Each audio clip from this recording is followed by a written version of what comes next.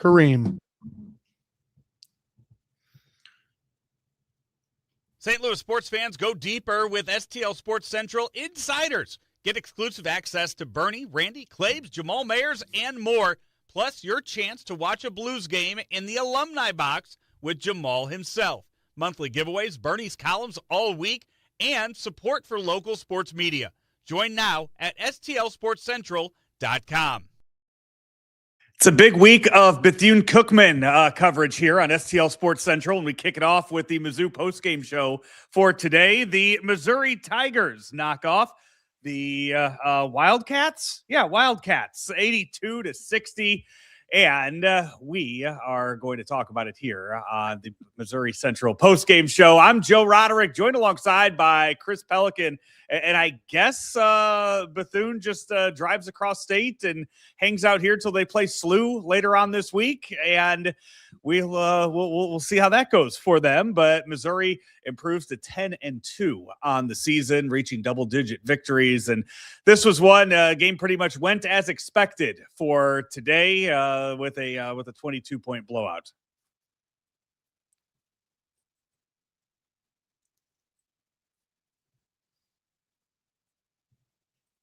Yeah, Joe, I mean, like I would sit here and say that I think that we can't take a ton from the way that the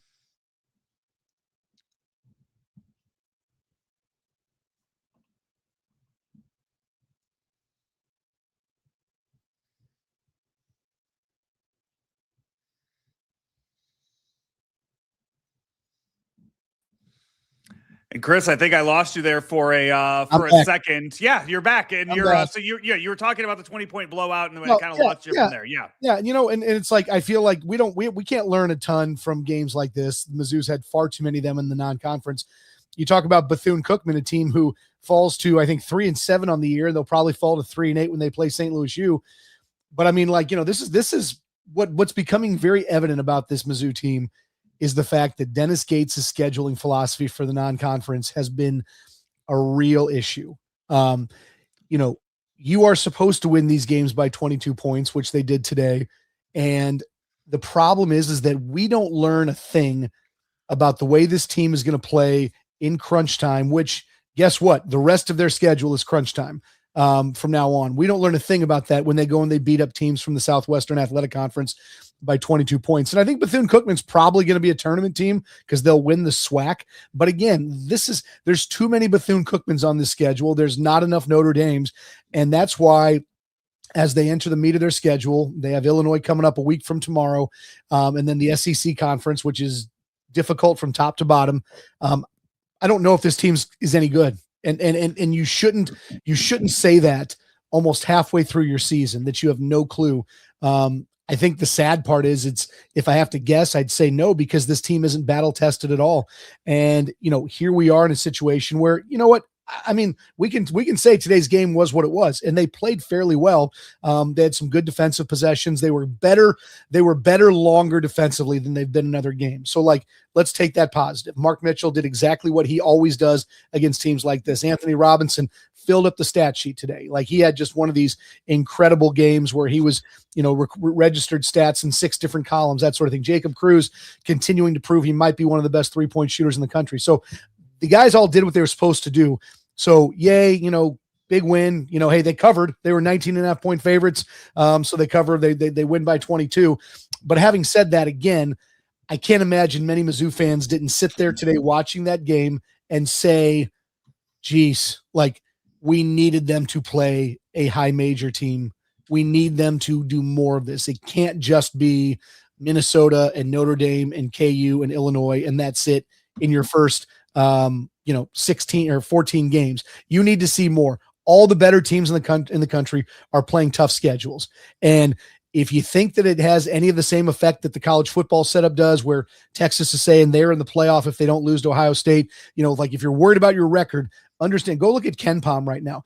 KenPom up and down is full of teams with 2, 3, 4 losses, because basketball is a different game. And you can sit there and say, we would rather you lose a tough game against a quad 1 opponent than go and beat up on a quad 3 opponent. It doesn't do anything for the team. So you mentioned Dennis Gates. You know, you talk about Dennis Gates and his scheduling.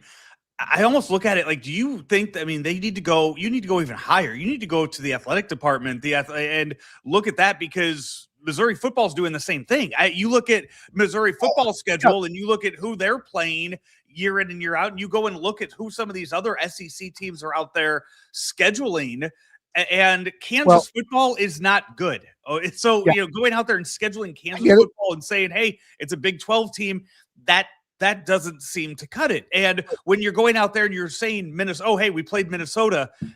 Is Minnesota a tournament team? No. When you have a powerhouse program like UConn that is going out there and advocating and asking their conference, saying, hey, can we play 2 less conference games next year so we can add on 2 more top tier opponents? And I get the SEC, when it starts up next month, it's going to be tough. Yeah. There are a lot of good SEC tournament teams. And if Mizzou is going to make the tournament, it's going to be because of their success in conference play. Nobody is looking at right now and going, hey, that's a tournament 10-2. That's a tournament team. They're going to look at how they perform within the SEC. Yeah, no, it is to your question about the football side of things. I mean, I think that Steve Sarkisian and Texas there's a lot of validity behind the statement that they were punished for scheduling Ohio State. Fans, we don't ever want to see that be the case. We want to see the good matchups throughout the season, but they were unequivocally punished because they lost to Ohio State. They could have played West Texas A&M, and they could have been 10-2 with some pretty nice wins on their resume and made a very compelling case about being in the playoffs. Having said that, they were 9-3. They did have a bad loss to Florida, but they were out. Okay, so if we're talking about Eli Drinkwitz at this point in time, when they moved, the SEC moves to a 9-game schedule next season. Okay, there's only going to be 3 non-cons, and the truth is, you need wins. You need wins because you are punished if you take losses. So if Mizzou were to get into a home and home with Ohio State or with Notre Dame or something along those lines, I don't know that benefits them if their goal is to make the playoff, which I think we've all agreed that at this point in time that is the Mizzou football goal. Okay, so I don't mind if they schedule 3 blood donors. I don't even mind if they dump KU off the schedule moving forward, right? Like, I mean, because you are going to see it all in spades in the 9 SEC conference games. I mean, we already saw what the SEC conference football schedule is for next year, and it's terrifying, right? So, I mean, there's a lot of people who think Mizzou will be a 500 team next year, and they might not even be that bad, and that could very much be the case. Hard to predict, knowing that the rosters are going to completely and totally, turn over between now and the time of kickoff next year. But in basketball, it's completely the opposite. And the way that the selection committee has decided to put their teams together and the way that they rank and seed, it's based on strength of schedule, and what you've done throughout the course of a season is huge. And Dennis Gates could probably say, we'll end up with a really tough strength of schedule regardless of who we play in the non-conference because of how good the SEC is, which is fine. Okay. Having said that, what we are going to more than likely see a week from tomorrow is a team that is not ready to play against an Illinois team that is way more battle tested. After the Notre Dame loss, Joe, Dennis Gates said, oh, that team was battle tested. And you're sitting there and I think a lot of us are pulling our hair out talking about Notre Dame, saying, well, why is your team not battle tested, coach? And it's because you're choosing to spend your non-conference working through a rotation and trying to make sure Nicholas Randall gets minutes and this sort of stuff. And it's silly. It really is silly. You have to find cohesion with your team. This is like, iron sharpens iron. And the only way that this team would have gotten to a point to start the SEC schedule where we thought they were kind of playing at their max, at max Q, at the highest level they were, is if they had seen 6 or 7 or 8 really tough non-conference games, as opposed to the 3, I guess, is what's going to be. If you count Minnesota as a real one, it's 4. But I mean, they'll end up of having played 14 non-conference games, and 3 of them were against opponents that you would sit there and say, those are pretty good opponents. Whereas, we're sitting here talking about, Champy jumps in and he's talking about Arizona. And Arizona plays an incredibly tough non-conference. Like it's one of these things that this is where we're at. This is where we're at with the trends.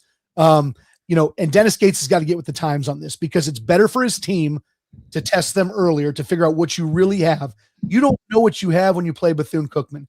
because all of your athletes are better than their athletes. That's just what it is. You have got to go and play against tough competition from around the country, go to these showcase events, do whatever it takes to understand what you have as a team and get them ready for what's going to be one of the toughest, conference schedules you have in America. So, again, I know we're glossing over a game today. That's fine. But I mean, this is more state of the program as this team enters the toughest part of their schedule. And, for me, as somebody who's watched every single one of these games this year, I don't have any idea what this team was predicted to finish, I think, sixth in the SEC, which in a 16-team conference, that's pretty good. I don't know that I see a sixth place team right now. I think I see a team that might be from the bottom, a 10th or 12th place team. We'll talk more about that Illinois game in just a second, but before we do that, hey, it's been almost half a month. If you haven't done so yet, why have you not downloaded the DraftKings Sportsbook app, America's top-rated sportsbook app, and use the promo code STL Sports? You bet $5, you get $300 in bonus bets. You can use those bonus bets on anything that that your heart desires. It's a nice Sunday of football. You could be putting on anytime touchdown scores, or put together a parlay of winners and overs and unders, or look ahead to the college basketball schedule coming up later this week. Any of that will do on the DraftKings Sportsbook app. Again, promo code STL Sports. Bet $5 and get $300 back with DraftKings Sportsbook, where the crown is yours. Gambling problem? Call 1-800-GAMBLER. 21 plus, physically present in Missouri. Eligibility and restrictions apply. Terms at DraftKings.com/sportsbook. Bonus bets expire 7 days after issuance. For additional terms and responsible gaming resources, see sportsbook.draftkings.com/promos. And now, time before we get into that Illinois preview, it's the home bank money moment of the game. And Chris, if you could tell us a little more about our friends over at home bank. Happy to do it, my friend. Yeah. So Mizzou Central Postgame Show, it is brought to you by our business banking partners at Home Bank. From business lending to everyday banking needs, Home Bank has been with us since day one as a trusted partner. Business is not just about numbers, it's about relationships. And with Home Bank, those relationships make all the difference. Home Bank is the team behind our team at STL Sports Central. Visit myhomebank.bank or call 855-577-2001. Home Bank, member FDIC, more than a bank. They are your business partner. And they do bring us the money moment of the game. And, again, in a game like this, Joe, I'm not positive that I can sit there and tell you about the one moment that made the difference in this one, but I will talk about one performance, and that's Anthony Robinson. Yeah. And this guy in this game, this is what they're going to have to see from him throughout the course of the year, which is going to require him to stay out of foul trouble. But just check out the stat line for Anthony Robinson today. 15 points, 4 rebounds, 7 assists, 2 steals, 3 blocks. That's just one of those. He was just the all-purpose guy, the Swiss Army knife. So without any doubt for me, my money moment, or at least money player of the game today, was Anthony Robinson, for just doing literally everything on the court you can do. And that is the money moment of the game, brought to you by Home Bank, the team behind our team at STL Sports Central. Visit myhomebank.bank or call 855-577-2001. So yeah, absolutely, Joe. It was, Anthony Robinson, Mark Mitchell, Jacob Cruz have to be everything we've seen so far. And then they got to figure out who's going to be good beyond that team for this to be anything worthy of a season that anybody really wants to care about. So, we Anthony Robinson, money moment, money player of the game. He's got to be money player for the season.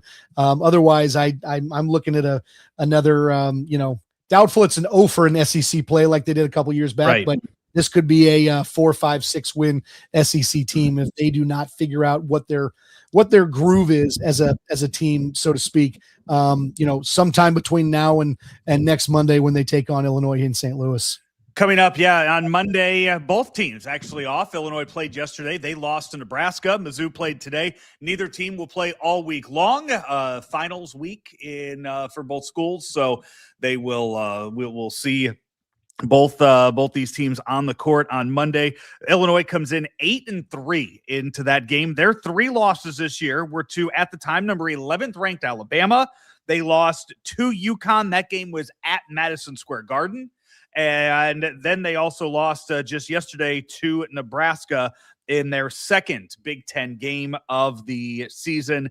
So they will come in. Nebraska ranked number 23 in the nation, handing them a loss at home. So they've actually lost 2 games at home, but they have played in some pretty big arenas. They've played in some pretty big games. They beat Tennessee. That game was down in, was that in Memphis, or was that that game? Or no, that was, as I'm bringing it up here, that was in a bigger arena down in Tennessee. For that, they've played Texas Tech. They've who was number 11 when they played them at the time. You mentioned you've used the word battle tested a few times. Illinois has been battle tested so far this year, putting together a very good schedule in non-conference play. Yeah, and we, I'm sitting here telling you that I've watched every single Mizzou game, and I'm not sure who they are as a team. I've watched a handful of Illinois games, and I'm pretty convinced I know who they are as a team. This is your prototypical Brad Underwood, fast-paced, good shooting kind of team. A lot of athleticism. They're going to push. They're going to push the ball offensively. They're going to come after you defensively. I'll be interested to see what the point spread in this game is. I can't imagine Illinois is not a somewhat sizable favorite. I'm thinking in the 6 to 7 point range. I am going to absolutely hammer Illinois if it's only that much. That's a pretty big point spread in college basketball, right? Between two power teams. Yeah, I think it's going to be. I see it being an ugly game. And you have Chris. I mean, I guess you'll be part of the maybe part of the post game show, but you and Grant and Kareem and anyone else involved in the post game show, you have 8 days to learn the pronunciations of a lot of those Illinois players. You got to work up on your Balkan, right? They're like, it's Serbians, it's Croatians. And Asia, we know how to say his son's last name. You got that. Yeah. But I mean, give Underwood credit, in this day and age, I'm not sure what the Illinois NIL budget is or this or that, but I mean, Brad Underwood has found really high level talent overseas. And hey, if that's the way it's going to work, then so be it. I mean, this is a good team. They've got size, they've got shooting, they've got quickness at the point, and so, I mean, this is not a team, like you said. They are battle tested. They have played, not only have they played against, power 4, power 5 opponents, they played against good opponents from those. And you talk about quality wins. Mizzou doesn't have a quality win this year. Their quality win was at home against a Minnesota team that's not very good, that actually was leading them for a decent chunk of the game. And so, but when you sit there and say that Illinois goes and they beat a Tennessee team, they beat a Texas Tech team that has the best player in the country on it. This is a team that isn't going to be afraid of Mark Mitchell. This is a team that's not going to be afraid of Jacob Cruz's shooting. They're going to come hard after this team. And I think that the problem with Dennis Gates' choice to schedule the way he has is that his team is still tentative. He has a bunch of guys who don't know where they fit, who think they can take the extra step or they can take the extra time. And, they're going to get chewed up by that. And so this is where, and here, the only reason that I'm not going to sit there and say, hey, let's absolutely hammer Illinois in this game, depending on what the point spread is I still believe that there is so much talent on this Mizzou team. There are guys who can do a lot of different things. They just don't seem to have found any cohesion at this point in time. And that's what basketball is, right? It's not you've got to be better than the sum of your parts. It's Tom Izzo ball, right? I mean, a guy who just over the years has taken, mid-level recruiting classes and made them Final Four teams. And we're sort of seeing the antithesis, because I really do think, and we had a comment earlier about Jaden Stone coming back, who supposedly will be back for the Illinois game. He's sitting there in a hard cast today on the sideline, and I'm like, geez, that doesn't look real promising for a game in 8 days. But again, there are so many guys on this team who have accomplished a lot at decent levels of college basketball. The problem is that we just don't see how it fits together. Right? At this point in time, it's, Kareem talked a lot about this. KU gave the world the blueprint on Mark Mitchell. You just have to get a double team on him in any way you can, and the whole thing falls apart. Right? So that Illinois will do that. There's no two ways about that. So Mark Mitchell has got to have it in his mind that day, maybe I got to be a facilitator. I've got to draw double teams and I've got to kick it to somebody else. Who is it going to be that's going to make that shot then? Who's going to find the open spot? And the truth is we saw this a little bit with the football team where it seemed like at times they were just so hell-bent on establishing Ahmad Hardy that they just kept running into the teeth of the defense. And it was stubbornness, and it cost the football team this year.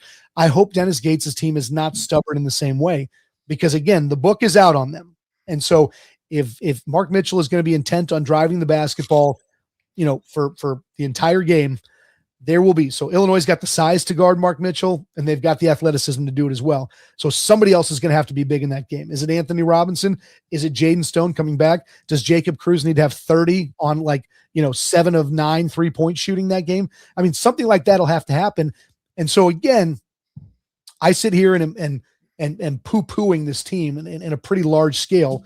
But by the same token, Joe, I think there's so much ability there. And if somehow they can unlock that, which maybe they have not done over the first 2 months of the season, if they can unlock that at some point in time, I do think this is a tournament team. So we'll see. We will have Randy and Bernie, I'm sure, talking bragging rights later on this week on STL Sports Central. And, of course, after the game is over next Monday, that's the next time that you will be seeing a Mizzou Central postgame show. That'll be coming your way on December 22nd, the next time both the Illini and the Missouri Tigers play. Illinois currently with a 2-game winning streak in that Braggin Rights game down at Enterprise. That's going to wrap it up today for the Mizzou Central postgame show. Again, Mizzou knocks off Bethune-Cookman by a score of 82-60, and Bethune-Cookman will play SLU later this week. So Rock and Rammer will have that postgame show, I believe, on Wednesday night for that game. So more Bethune-Cookman coverage here on STL Sports Central later. You're home of Bethune-Cookman basketball right here. Coached by Reggie Theus, the great Reggie Theus. He's still looking good, man. Still looking good. He is Chris Pelikan. I'm Joe Roderick. We will talk to you next time right here on STL Sports Central. All content here on STL Sports Central brought to you by DraftKings, where the crown is yours. MIZ.